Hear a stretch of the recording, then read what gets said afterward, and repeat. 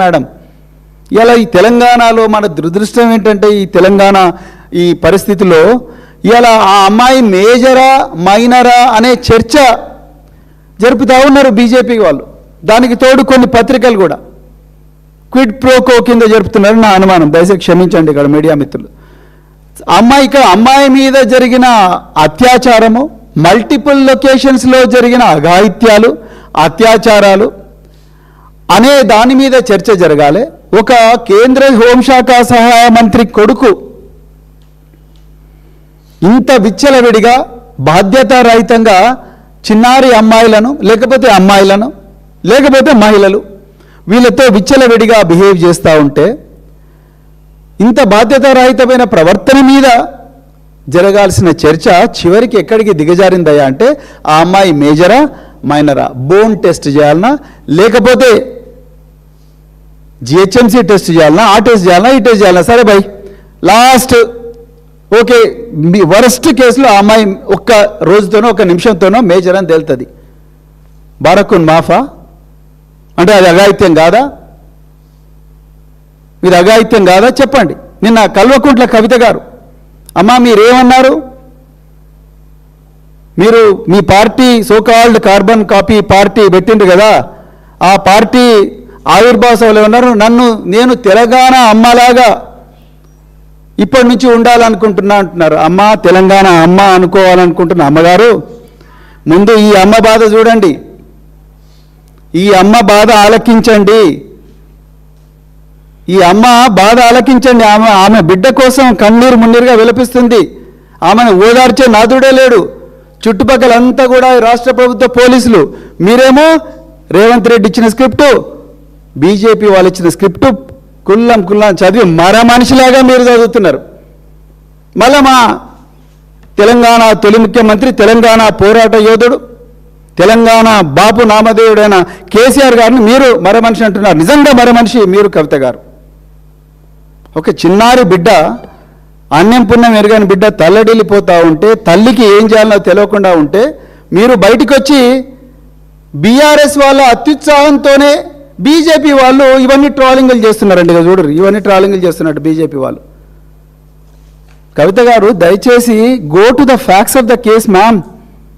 On 8th May, who gave the first complaint? Is it the mother of the victim or Bandi Sai Bhagirath? Who gave the complaint? It is Bandi Sai Bhagirath on the tip of by a senior police officer. ఆ సమయం వచ్చినప్పుడు ఆ senior police officer నేను చెప్తా, సమయం వచ్చినప్పుడు చెప్తా, ఇప్పుడు చెప్పాను నేను. On the tip of a senior police officer, this guy goes to Karimnagar police station while the mother of this child waiting for the acknowledgement of her complaint in Pet Bashirabad. This guy goes to Karimnagar two-town police and gets a case registered. అసలు మాకు ఎట్లా తెలుస్తుందండి? ఎట్లా తెలుస్తుంది కవిత గారు? మాకు ఏం మాట్లాడుతున్నారు మీరు? మాకు ఎలా తెలుస్తుంది? బండి సాయి భగీరథ్ కరీంనగర్ టూ-టౌన్ పోలీస్ స్టేషన్కి పోయి నేను ఈ అమ్మాయి అరుణాచలం పోయినాం, తిరుపతి పోయినాం, విజయవాడ కనకదుర్గమ్మ టెంపుల్ పోయినాం, మేము ఫ్యామిలీ ఫంక్షన్స్లో పోయినాం, అయినా కూడా ఈ అమ్మాయి నన్ను బ్లాక్మెయిల్ చేస్తూ ఉన్నది, 3 నెలల తర్వాత ఈమె ప్రవర్తనలో మార్పు వచ్చింది అని చెప్పి ఈమె చెప్పిన తర్వాత కదా, ఈ బండి సాయి భగీరథ్ కరీంనగర్ పోలీసుల కంప్లైంట్ ఇచ్చిన తర్వాత కదా ఈ బయటి ప్రపంచానికి తెలిసింది. అసలు ఈ బండి సాయి భగీరథ్ అనే ఈ తురుంఖాన్ను, ఈ సచ్చీలుని బెదిరించిన ఈ మహిళ ఎవర్రా బాబు, ఈ కుటుంబం ఎవరు, వీళ్ళకెన్ని గుండెలు ఉన్నాయి అని చెప్పి తెలంగాణ సమాజం ముక్కున వేలేసుకొని అప్పుడు కొంచెం తవ్వుతూ ఉంటే అప్పుడు పేట్ బషీరాబాద్ బయటకు వచ్చింది. ఒక్క మీడియా కూడా రాయలేదండి. మీడియా సమావేశంలో చెప్తున్నాను నేను. ఎక్కడో చిన్న పత్రిక రాసింది, ఎక్కడో చిన్న పత్రిక, ఒక్క మీడియా కూడా రాలేదు. కరీంనగర్ పోక్సో కరీంనగర్లో మాత్రం ఈయన మీద 308 Class 5 మీద పెట్టిండ్రు. యాక్చువల్గా బండి సాయి భగీరథ్ ఎప్పుడు కూడా నన్ను గాయపరిచింది ఈ అమ్మాయి అని ఎక్కడ చెప్పలేదు. నేను నిన్న వనపర్తిలో చెప్పినా, ఇవాళ మళ్ళీ చెప్తున్నా. బండి సాయి భగీరథ్ తన కంప్లైంట్లో ఎక్కడ కూడా ఈ అమ్మాయి నన్ను చంపుతా అని లేకపోతే నన్ను గాయపరుస్తాను ఎక్కడ చెప్పలేదు. కానీ కరీంనగర్ పోలీసు వాళ్ళు ఏం చేసిండ్రు, 308 క్లాస్ 5 పెట్టిండ్రు. క్లాస్ 1 క్లాస్ 2 పెట్టాలి కంప్లైంట్ ప్రకారం. క్లాస్ 1 క్లాస్ 2 పెడితే అది బెయిలబుల్ కేసు అవుతుంది, మాకు స్టేషన్లో బెయిల్ వస్తుంది. క్లాస్ 5 ఎందుకు పెట్టిండ్రు, 10 సంవత్సరాల జైలు శిక్ష. అంటే అక్కడ 10 సంవత్సరాల జైలు శిక్ష పడి నాన్ బెయిలబుల్ కేసు పెట్టి, ఇక్కడ ఈ అమ్మాయి తల్లిదండ్రులను బిడ్డ నీ మీద కరీంనగర్లో కేసు అయింది, నిర్మల్లో కూడా నీ మీద కేసు పెట్టినాం, నువ్వు తోక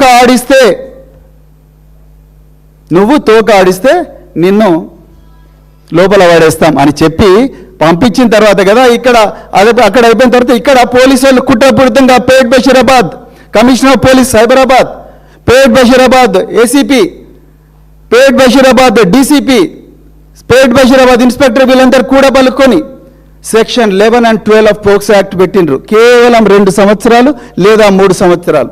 ఆ కంప్లైంట్లో ఆమె ఆ తల్లి ఇచ్చిన కంప్లైంట్లో కనీసం ఎంత లేదన్నా సెక్షన్ 6 రావాలి, లేకపోతే సెక్షన్ 8 రావాలి, లేకపోతే సెక్షన్ 6 రావాలి. అంటే నాన్ బెయిలబుల్ 20 సంవత్సరాల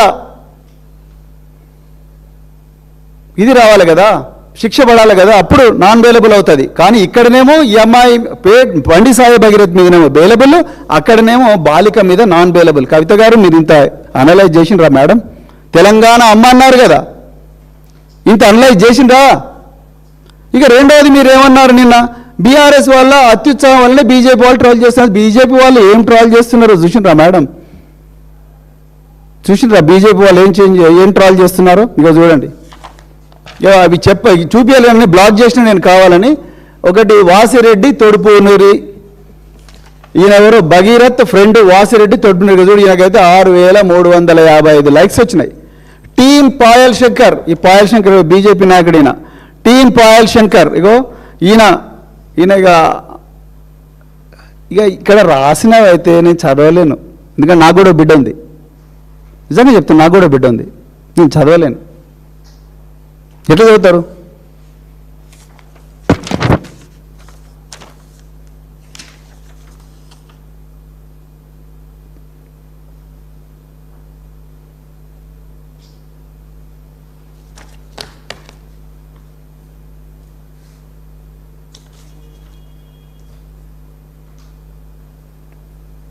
కవిత గారు మీరు ఆలోచించుకోవాలి. ఒక మహిళగా రాజకీయాలకు వచ్చినప్పుడు సాటి మహిళల పట్ల ఎంపతి ఉండాలి, సింపతి లేకపోయినా పర్లేదు. ఒక తల్లిగా ఎంపతి ఉండాలి మేడం. మీరు వచ్చి ఏమంటారండి బయట, రాజకీయాల్లో లేని అబ్బాయి గురించి ఇష్టం వచ్చినట్టు మాట్లాడి బజారుకి ఈడ్చకండి అంటున్నారు.